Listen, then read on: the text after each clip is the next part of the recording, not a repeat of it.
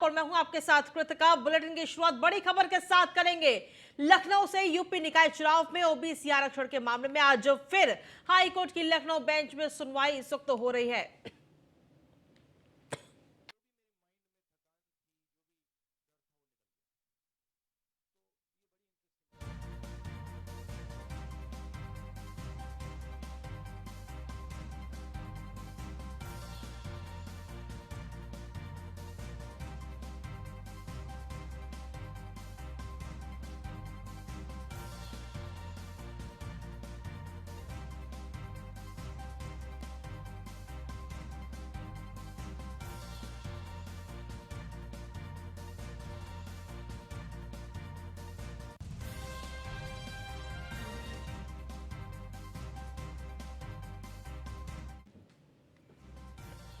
तो बड़ी खबर आप तक पहुंचा रहे हैं। हाईकोर्ट की लखनऊ बेंच में ओबीसी आरक्षण पर आज सुनवाई इस वक्त हो रही है। ये बड़ी खबर आप तक पहुंचा रहे हैं। यूपी निकाय चुनाव में ओबीसी आरक्षण के मामले में आज फिर सुनवाई हो रही है। हालांकि पिछले कई दिनों से लगातार ये सुनवाई चल रही है और आज फिर सुनवाई हो रही है। और इसी पर अधिक जानकारी देने के लिए हमारे संवाददाता लखनऊ से नीलेश चौहान इस वक्त जुड़ गए हैं। नीलेश, क्या कुछ अपडेट्स हैं आपके पास इस खबर को लेकर? आज फिर हाईकोर्ट में सुनवाई हो रही है। देखिए, बिल्कुल ओबीसी आरक्षण को लेकर जो याचिकाएं इलाहाबाद हाई कोर्ट की लखनऊ बेंच में पड़ी थी, उस पर आज जो है सुनवाई हो रही है। सुनवाई का करीब 1 घंटा गुजर गया है। याचिकाकर्ता के जो पक्ष के वकील हैं वो अपना पक्ष रख रहे हैं और विस्तृत रूप से कोर्ट से मांग की जा रही है कि एक डेडिकेटेड कमीशन बनाया जाए जो आरक्षण के मुद्दे को ध्यान में रखते हुए काम करे। कहीं ना कहीं जो याचिकाकर्ता हैं उनके वकील की तरफ से पक्ष रखा गया है कि जो वर्तमान आरक्षण नीति है, कहीं ना कहीं उसमें अनुसूचित जाति और तमाम लोगों का जो आरक्षण होना चाहिए वो ढंग से मिल नहीं पा रहा है। कहीं ना कहीं पूरे अगर हम 1 घंटे की सुनवाई को देखें तो 1 घंटे से लगातार जो याचिकाकर्ता के वकील हैं वो अपना पक्ष रख रहे हैं। वहीं मध्य प्रदेश सरकार बनाम एक केस था 2021 का, उसको भी विस्तृत रूप से जज पढ़ रहे हैं। कहीं ना कहीं अब से कुछ देर बाद अगर हम बात करें तो लखनऊ बेंच में इस पूरे प्रकरण को जज सुन रहे हैं और थोड़ी देर बाद जब पूरा प्रकरण सुना जाएगा उसके बाद जज की तरफ से क्या कुछ आदेश दिए जाते हैं ये फिलहाल देखना होगा। लेकिन जिस तरीके से ओबीसी आरक्षण को लेकर याचिका डाली गई थी कि वर्तमान जो आरक्षण सूची उत्तर प्रदेश के अंदर लागू की गई है, जो नगर निकाय के चुनाव में लागू होनी है, कहीं ना कहीं उन्हीं तमाम चीज़ों को लेकर जो याचिकाकर्ता थे उन्होंने हाईकोर्ट में एक याचिका दाखिल की थी। उस पर पिछले कई दिनों से निरंतर सुनवाई चल रही है। आज की अगर हम बात करें तो हालांकि आज कोर्ट में छुट्टी होनी थी, उसके बावजूद जो है स्पेशल बेंच बैठाई गई है जहां पर इस पूरे प्रकरण को सुना जा रहा है। क्योंकि उत्तर प्रदेश में अगर हम नगर निकाय के चुनाव को देखें तो अगर इससे पहले कोर्ट का स्टे न लगा होता तो कहीं ना कहीं अब तक तारीखों का ऐलान हो गया होता। अब की अगर हम बात करें तो करीब 1 घंटे का सुनवाई का समय गुजर गया है और याचिकाकर्ता के जो वकील हैं वो अपना पक्ष रख रहे हैं और थोड़ी देर बाद जब याचिकाकर्ता के जो वकील हैं वो अपना पक्ष रख लेंगे। हालांकि इससे पहले सरकार ने अपना हलफनामा दाखिल किया था। दोनों पक्षों को सुनने के बाद इलाहाबाद हाईकोर्ट की लखनऊ बेंच की तरफ से क्या कुछ फैसला लिया जाता है, क्या कुछ आदेश दिए जाते हैं, फिलहाल देखना होगा। लेकिन निरंतर जो है सुनवाई वो लखनऊ बेंच में चल रही है। जी, लेकिन अगर देखा जाए तो आज से छुट्टी होनी चाहिए थी कोर्ट की, लेकिन सिर्फ इस जो अभी मामला पूरा चल रहा है उस मामले की वजह से स्पेशल बेंच बिठाई गई।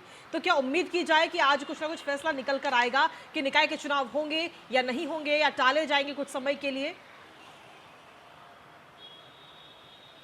देखिए, बिल्कुल आज कोर्ट का रुख साफ हो जाएगा कि उत्तर प्रदेश के अंदर जो नगर निकाय के चुनाव होने हैं वो अपने तय तारीखों के आधार पर होंगे या फिर जो नगर निकाय के चुनाव होने हैं उनका जो तारीखों का ऐलान है वो कुछ महीने बाद होगा या कुछ सप्ताह बाद होगा। इस पर अभी फैसला आना बाकी है। सुरेश महाजन बनाम मध्य प्रदेश सरकार 2021 का एक केस था जिसको विस्तृत रूप से जो है इस समय कोर्ट रूम में पढ़ा जा रहा है और उस केस को पढ़ने के बाद जो है याचिकाकर्ता के जो वकील हैं वो अपना पक्ष रख रहे हैं। फिलहाल ये कहा जा सकता है कि कोर्ट का जो आज फैसला आने वाला है वो काफ़ी अहम इसलिए भी हो जाता है क्योंकि उत्तर प्रदेश की सभी राजनीतिक दलों की निगाहें आज के कोर्ट के फैसले पर टिकी हुई हैं। अगर आज अपना कोर्ट फैसला सुनाता है तो कहीं ना कहीं बहुत ही जल्द उत्तर प्रदेश में नगर निकाय के चुनावों के तारीखों का ऐलान हो सकता है। बावजूद इसके अगर कोर्ट का फैसला आज नहीं आता है तो कहीं ना कहीं जो नगर निकाय के चुनाव के तारीखों का ऐलान होना था वो बढ़ जाएंगे और जो चुनाव जनवरी और फरवरी में होना था वो कहीं ना कहीं बढ़कर अप्रैल तक पहुंच सकता है। अब देखना होगा कि आज कोर्ट का फैसला क्या कुछ आता है। हालांकि याचिकाकर्ता के जो वकील हैं वो अपना पक्ष अभी कोर्ट रूम में रख रहे हैं। ठीक है, शुक्रिया तमाम जानकारी देने के लिए नीलेश, और लगातार जो भी अपडेट्स होता है आप सबसे पहले हमारे तक पहुंचाइएगा। इसी के साथ चलिए बुलेटिन में आगे बढ़ते हैं और अगली खबर का रुख कर लेते हैं। दिल्ली दौरे पर पहुंचे हैं इस वक्त मुख्यमंत्री योगी आदित्यनाथ, जहां आज प्रधानमंत्री नरेंद्र मोदी से उनकी मुलाकात होनी है। उत्तर प्रदेश में विकास कार्यों की तमाम जानकारियां प्रधानमंत्री को देते हुए नजर आएंगे। और फिलहाल मुख्यमंत्री योगी आदित्यनाथ इस वक्त प्रधानमंत्री आवास पहुंच चुके हैं और अब से कुछ ही देर में यह मुलाकात होगी। और जो उत्तर प्रदेश के अंदर जो विकास हो रहा है उसको लेकर पूरी जानकारी प्रधानमंत्री नरेंद्र मोदी के सामने रखते हुए मुख्यमंत्री योगी आदित्यनाथ नजर आएंगे। तो ये बड़ी खबर आप तक पहुंचा रहे हैं। आज दिल्ली दौरे पर हैं इस वक्त मुख्यमंत्री योगी आदित्यनाथ, जहां दिल्ली में प्रधानमंत्री नरेंद्र मोदी से वो मुलाकात करेंगे। फिलहाल प्रधानमंत्री आवास मुख्यमंत्री पहुंच चुके हैं।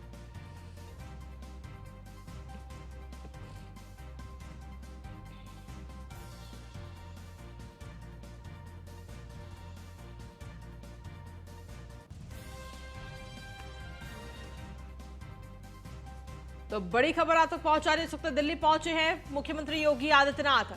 दिल्ली में प्रधानमंत्री आवास इस वक्त मुख्यमंत्री पहुंच चुके हैं, जहां अब से कुछ ही देर में प्रधानमंत्री नरेंद्र मोदी के साथ उनकी मुलाकात होनी है। और इस मुलाकात में सीधे तौर पर उत्तर प्रदेश के अंदर जो विकास कार्य किए जा रहे हैं, जो विकास कार्य हो चुके हैं, उनके बारे में एक विस्तृत जानकारी प्रधानमंत्री नरेंद्र मोदी को दी जाएगी। साथ ही GIS ग्लोबल इन्वेस्टर समिट जो कि 2023 में होनी है उत्तर प्रदेश के अंदर, उसको लेकर भी तमाम जानकारी, तमाम अपडेट्स प्रधानमंत्री नरेंद्र मोदी को देते हुए मुख्यमंत्री नजर आएंगे। तो काफी खास, काफी अहम ये मुलाकात है उस लिहाज से अगर देखा जाए तो।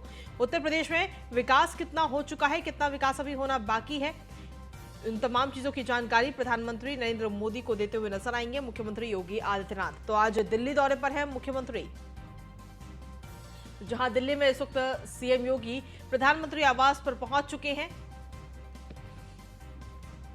ये बड़ी खबर आप तक पहुंचा रहे हैं। उत्तर प्रदेश में विकास कार्यों की जानकारी देते हुए नजर आएंगे मुख्यमंत्री योगी आदित्यनाथ। प्रधानमंत्री आवास इस वक्त पहुंच चुके हैं और अब से कुछ ही देर में ये मुलाकात शुरू होगी।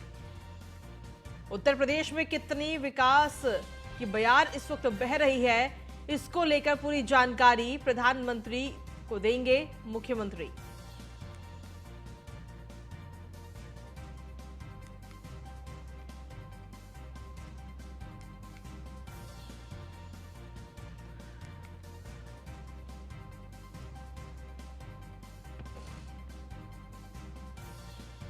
और अधिक जानकारी के साथ हमारे संवाददाता पीयूष तिवारी इस वक्त जुड़ गए, सीधा उन्हीं का रुख करते हैं। पीयूष, क्या कुछ ताजा अपडेट है आपके पास में? देखिए, मुख्यमंत्री योगी आदित्यनाथ इस वक्त प्रधानमंत्री आवास पर पहुंच चुके हैं, जहां से कुछ ही देर में प्रधानमंत्री के साथ उनकी मुलाकात होगी। इस मुलाकात के क्या मायने हैं, कितनी अहम ये मुलाकात है?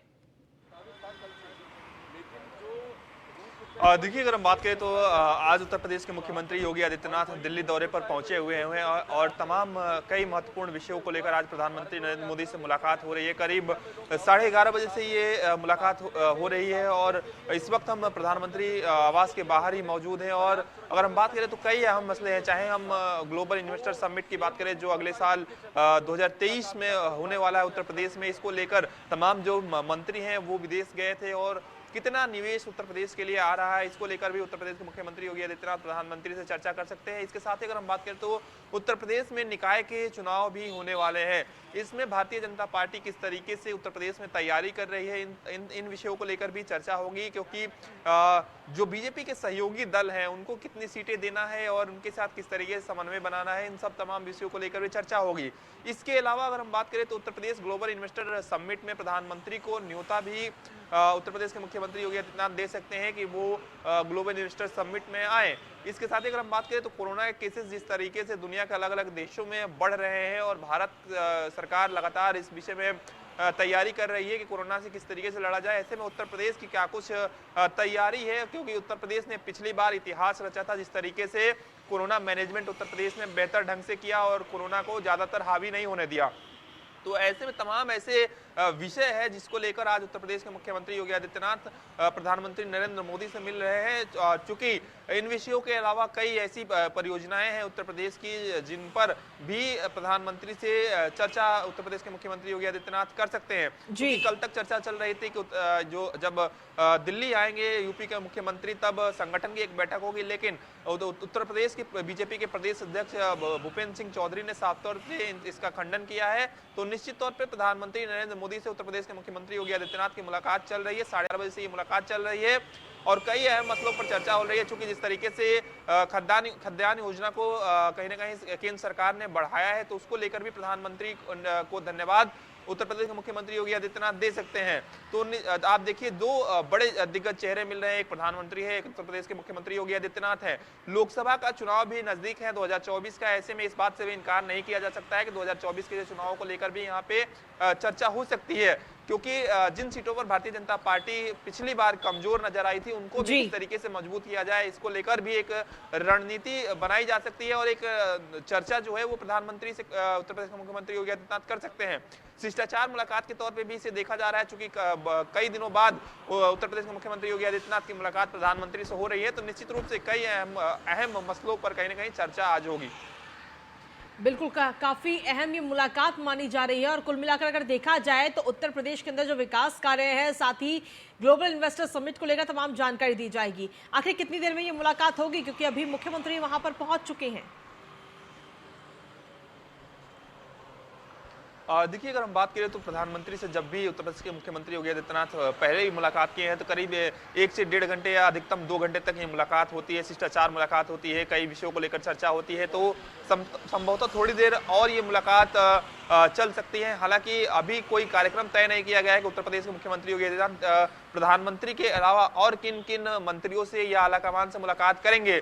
चूंकि जैसे ही ये कार्यक्रम तय होता है तो संभवतः कुछ और लोगों से मुलाकात कर सकते हैं, लेकिन अभी तक का जो कार्यक्रम है वो कहीं ना कहीं प्रधानमंत्री से मुलाकात करने का है और जो मुलाकात है वो अंदर चल रही है और एक शिष्टाचार भी मुलाकात है, क्योंकि अगर हम बात करें विधानसभा के जो उपचुनाव हुए थे उसमें भारतीय जनता पार्टी को रामपुर में बढ़िया जीत मिली थी, तो उसको लेकर भी चर्चा हो सकती है। इसके अलावा निकाय चुनाव की अगर हम बात करें तो जातिगत समीकरण भी सेट करना है, किस तरीके से विपक्ष को जवाब देना है, क्या कुछ रणनीतियां बनानी है, इसको लेकर भी प्रधानमंत्री से चर्चा हो सकती है। क्योंकि दो जब बड़े दिग्गज चेहरे मुलाकात करते हैं तो निश्चित तौर पर शिष्टाचार मुलाकात का नाम दिया जाता है, लेकिन राजनीतिक चर्चाएं भी होती है। तो लोकसभा के चुनाव 2024 का नजदीक है, ऐसे में भारतीय जनता पार्टी किस तरीके से केंद्र सरकार की योजनाओं को खासतौर पर उत्तर प्रदेश में लोगों को बताए, क्योंकि पिछली बार आपने देखा कि door to door campaign Bharatiya Janata party की ओर से किया गया था, लेकिन इस बार भारतीय जनता पार्टी ने थोड़ी सी रणनीति बदली है और डोर टू डोर संपर्क किया जाएगा और संपर्क करने के अलावा लोगों की समस्याओं को भी जानने का प्रयास किया जाएगा और निश्चित रूप से उन समस्याओं का निदान भी कहीं ना कहीं भारतीय जनता पार्टी के कार्यकर्ता या पदाधिकारी कराने की कोशिश करेंगे, ये केंद्रीय आलाकमान की ओर से भी कहा गया है। तो निश्चित रूप से आज कहीं ना कहीं जो उत्तर प्रदेश के मुख्यमंत्री योगी आदित्यनाथ हैं और प्रधानमंत्री नरेंद्र मोदी है उनकी मुलाकात हो रही है, क्योंकि कुछ दिन पहले जब उत्तर प्रदेश के मुख्यमंत्री योगी आदित्यनाथ दिल्ली दौरे पर आए थे तो उन्होंने भारतीय जनता पार्टी के राष्ट्रीय अध्यक्ष जेपी नड्डा, गृह मंत्री अमित शाह, रक्षा मंत्री राजनाथ सिंह और संगठन के महामंत्री बीएल संतोष से उन्होंने मुलाकात की थी और निश्चित रूप से ये जो मुलाकात है वो काफी कहीं ना कहीं जो अहम मुलाकात वो मानी जा रही है। ठीक है, शुक्रिया तमाम जानकारी देने के लिए पीयूष। और वहीं यूपी कांग्रेस के प्रदेश अध्यक्ष ब्रजलाल खाबरी ने भारत जोड़ो यात्रा को लेकर विपक्ष पर साजिश रचने का आरोप लगाया। इस दौरान उन्होंने कहा कि यूपी में कोरोना गाइडलाइन को फॉलो करेंगे लेकिन यात्रा नहीं रुकेगी। साथ ही ब्रजलाल खाबरी ने न्यूज इंडिया खास बातचीत में और क्या कुछ कहा है आपको सुनवाते हैं। हमारे साथ बातचीत करने के लिए उत्तर प्रदेश बीजेपी के प्रदेश अध्यक्ष भूपेंद्र चौधरी जी हैं। सर, निकाय के चुनाव उत्तर प्रदेश में होने वाले हैं, भारतीय जनता पार्टी की किस तरीके से तैयारी है? क्योंकि अगर विपक्ष की बात करें तो लगातार शिवपाल यादव कह रहे हैं कि हम समाजवादी पार्टी में आजीवन रहेंगे, पद की लालसा नहीं है। निकाय चुनाव की बात कर रहे हैं, किस तरीके से तैयारी है? मुझे हमारे साथ बातचीत करने के लिए उत्तर प्रदेश कांग्रेस के प्रदेश अध्यक्ष ब्रजलाल खाबरी जी हैं। सर, भारत जोड़ो यात्रा की बात करें, आज दिल्ली में प्रवेश कर चुकी है, उत्तर प्रदेश में भी भारत जोड़ो यात्रा प्रवेश करेगी। किस तरीके से देखते हैं आप इस पूरे भारत जोड़ो यात्रा को? क्या कुछ लगता है आपको कि इसका असर कहीं ना कहीं उत्तर प्रदेश के चुनाव में भी होने वाला है? ये तो आपको दिख रहा होगा, सत्ताधारी दल तरह तरह के हथकंडे अपना करके भारत जोड़ो यात्रा को रोकने का काम कर रहे हैं। कभी कोरोना का सहारा ले रहे हैं तो कभी किसी का सहारा ले रहे हैं। और राहुल गांधी जी की जो भारत जोड़ो यात्रा से भारतीय जनता पार्टी की, केंद्र की सरकार, स्टेटों की सरकार बहुत बुरी तरह डरी हुई है। और भारत जोड़ो यात्रा इस देश को एक नया मुकाम देगी, देश को बचाने में अपना पूरा योगदान देगी, देश में लोकतंत्र कायम रहे, संविधान बचा रहे, इसके लिए ये लड़ाई जारी है। तो सर, अगर हम बात करें तो आज अभी बीजेपी के प्रदेश अध्यक्ष हैं भूपेंद्र चौधरी, उन्होंने न्यूज़ ऑन इंडिया से बातचीत करते हुए कहा कि भारत जोड़ो यात्रा को पाकिस्तान से शुरू करना चाहिए, भारत तो यहाँ टूटा ही नहीं है। किस भारत को जोड़ने की बात कर रहे हो? अब वो प्रदेश अध्यक्ष जी कुछ भी कह सकते हैं क्योंकि सत्ता में है। अगर भारत नहीं टूटा है तो ये हिंदू मुस्लिम धर्म और दुनिया भर के जिस तरीके के काम कर रहे हैं ये लोग, इससे नहीं नज़र आता है भारत टूटा है नफरत से, भारत टूटा है अन्याय अत्याचार से, भारत टूटा है महंगाई और बेरोजगारी से, भारत टूटा है नोटबंदी से, भारत टूटा है गलत जीएसटी से। इन तमाम टूटन को अगर रोकना है तो राहुल गांधी जी ने इस यात्रा का संचालन किया।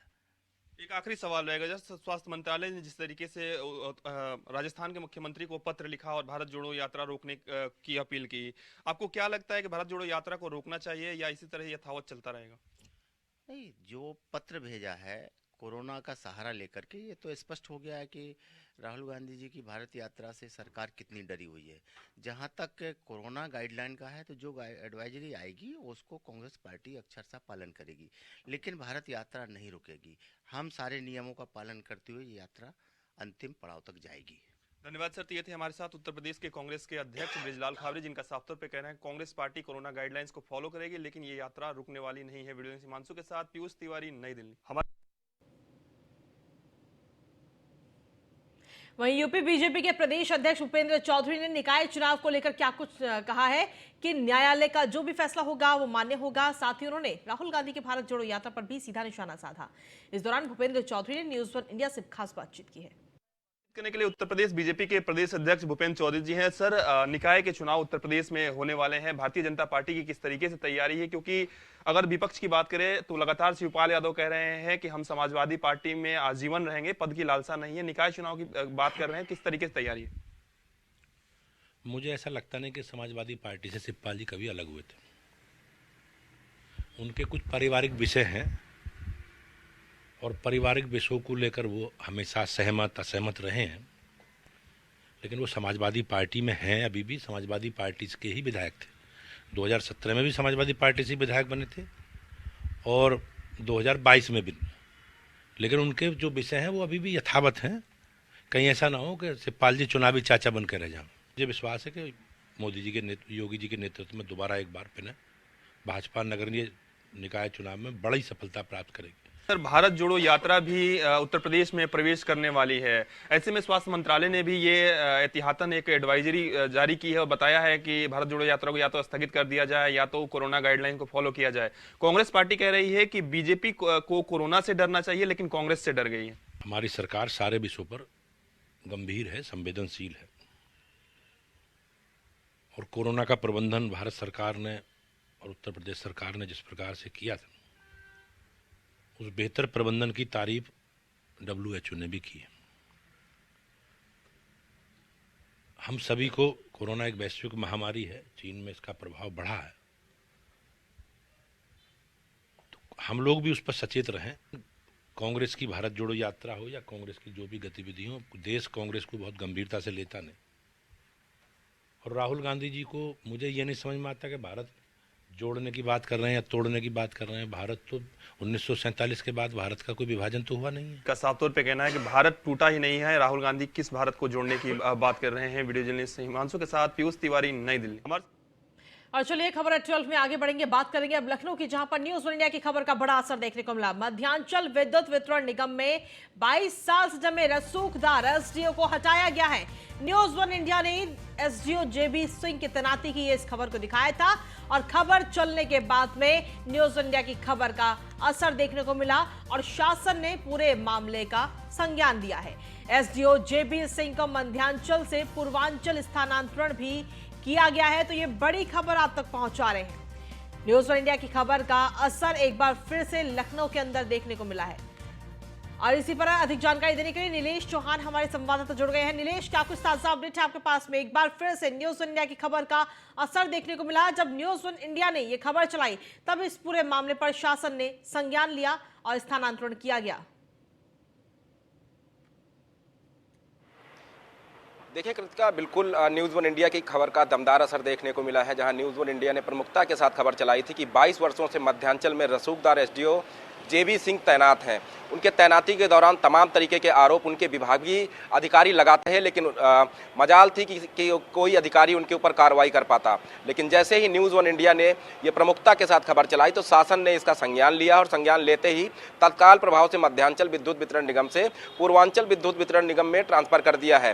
हालांकि इससे पहले ऊर्जा मंत्री ए के शर्मा ने भी न्यूज़ वन इंडिया की खबर का संज्ञान लिया था और जितने भी स्थानांतरण हुए थे उन सभी स्थानांतरण की जो कॉपियां हैं उनको तलब किया है, रिपोर्ट तलब की है। उसके अलावा मध्यांचल हो, पूर्वांचल हो, पश्चिमांचल हो या फिर दूसरे डिस्काम हो, जहां कहीं भी बड़े पैमाने पर भ्रष्टाचार हुआ है, जिनकी विभागीय जांचें चल रही हैं, उन जांचों का अभी तक क्या कुछ प्रोग्रेस रहा है, साथ ही साथ कौन कौन से ऐसे अधिकारी हैं जिनको विभागीय जांच में छोड़ दिया गया है, बरी कर दिया गया है, उन तमाम रिपोर्टों को भी ए के शर्मा ने तलब किया है। कहीं ना कहीं न्यूज़ वन इंडिया लगातार जनता के हित में, समाज के हित में जो खबरें चलाता है, प्रमुखता के साथ चलाता है, उसका संज्ञान शासन, प्रशासन और सरकार के तमाम अधिकारी लेते हैं। उसी का नतीजा है कि 22 वर्षों से तैनात भ्रष्टाचारी एसडीओ जितेंद्र विक्रम सिंह को मध्यांचल से पूर्वांचल ट्रांसफर किया गया है। न्यूज़ वन इंडिया की जो टैगलाइन है कि हम खबर से असर तक, कहीं ना कहीं हम वो जमीन पर भी दिखाते हैं कि न्यूज़ वन इंडिया जब किसी खबर को प्रमुखता के साथ दिखाता है तो उसका असर जमीन पर जरूर दिखाई देता है। उसी का नतीजा रहा है कि एसडीओ जेबी सिंह का स्थानांतरण हुआ है। हालांकि ए के शर्मा की रिपोर्ट तलब करने के बाद कुछ और बड़े अधिकारी हैं जो जांच की जद में हैं, जल्द ही उनके भी कुर्सियों के पावे हिलने वाले हैं। अब देखना होगा जितेंद्र विक्रम सिंह को बचाने वाले जो महानुभाव अधिकारी अभी भी मध्यांचल में तैनात हैं, चाहे वो लेसा चीफ रहे हों या फिर एमडी मध्यांचल हों या फिर और लोग जो जिनकी कृपा जेबी सिंह पर बनी रही है, वो भी अब जांच के दायरे में आएंगे और उनके ऊपर भी जल्द कोई बड़ी कार्रवाई मध्यांचल विद्युत वितरण निगम के तमाम बड़े अधिकारी या फिर यूपीपीसीएल चेयरमैन एम देवराज की तरफ से या फिर ऊर्जा मंत्री ए के शर्मा की तरफ से की जा सकती है। अब देखना होगा कि जब ये खबर का बड़ा असर हुआ है तो और कौन कौन से अधिकारी हैं जिनकी रिपोर्ट शासन और ऊर्जा मंत्री तलब करेंगे। ठीक है, शुक्रिया तमाम जानकारी देने के लिए नीलेश। और खबर है 12 में अगली महत्वपूर्ण खबर है मथुरा से, जहां पर विश्व प्रसिद्ध बांके बिहारी मंदिर का वीडियो इस वक्त जमकर वायरल हो रहा है। जहां मंदिर में सुरक्षा गार्डों की गुंजाई का ये वीडियो इस वक्त सामने आया है। मंदिर में गार्डों ने श्रद्धालुओं से जमकर मारपीट की है। बिहारी जी के मंदिर दर्शन करने के लिए श्रद्धालु आए हुए थे और उनके साथ ये मारपीट की गई। मामूली सी कहासुनी को लेकर श्रद्धालुओं को जमकर पीटा गया है और ये वीडियो भी इस वक्त सामने आ चुका है। मारपीट की पूरी घटना सीसीटीवी में भी कैद हो गई है। वृंदावन कोतवाली के बांके बिहारी मंदिर का पूरा मामला इस वक्त सामने है। आप देख सकते हैं कि सुरक्षा गार्ड जो है वो किस तरीके से, जो श्रद्धालु वहां पर दर्शन करने के लिए पहुंचा है, उसके साथ किस तरीके से मारपीट कर रहे हैं। बताया जा रहा है कि मामूली सी कहासुनी हुई थी, लेकिन वो कहासुनी इतनी ज्यादा बढ़ गई कि श्रद्धालु के साथ जमकर पिटाई की गई। हालांकि इस दौरान जो लोग वहां पर फोन लेकर मौजूद थे उन लोगों ने इस पूरी घटना का वीडियो भी बना लिया और साथ ही पूरा मामला जो है वो सीसीटीवी में भी कैद हो गया है। हालांकि अब देखना होगा कि इस पूरे मामले में जांच कब की जाएगी।